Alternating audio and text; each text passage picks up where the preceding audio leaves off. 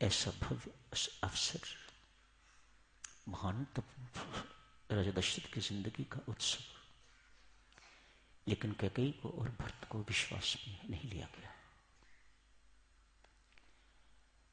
संत महात्मा सोच समझ के तो ये निष्कर्ष निकालते हैं, होनी बहुत बलवान है, किसी के टाले टल नहीं सकती। आज अमंगल प्रस्तुत हो गया है, सब तैयारी होगा। राजा दशरथ ने प्रभु राम को बुलवा के तो उन्हें सूचित कर दिया है, कल आपका राज्याभिषेक होगा,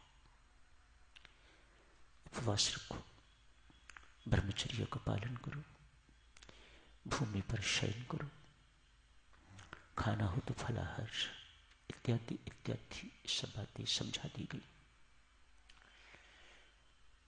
महर्षि विशिष्ट प्रभु राम के महल में गए।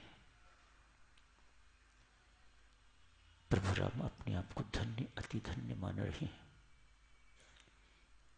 एक शिष्य के घर आज गुरु महाराज पधारे। शिष्य कैसा होना चाहिए प्रभु राम से सीख, स्वामी कैसा होना चाहिए प्रभु राम से सीख, राजा कैसा होना चाहिए प्रभु राम से सीख, पुत्र कैसा होना चाहिए, बड़ा भाई कैसा होना चाहिए, पति कैसा होना चाहिए, ये सब कुछ प्रभु राम से सीखने योग्य। कैसे शिष्य हैं आपने गुरु महाराज कष्ट किया है यहां पधारने का, आप मुझे बुलवा लेते, मैं तत्काल आपकी सेवा में उपस्थित हो गया होता।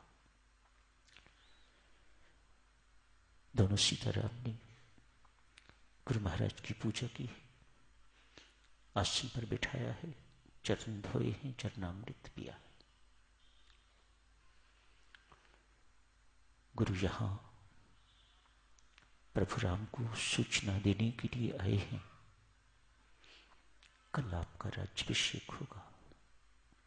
भगवान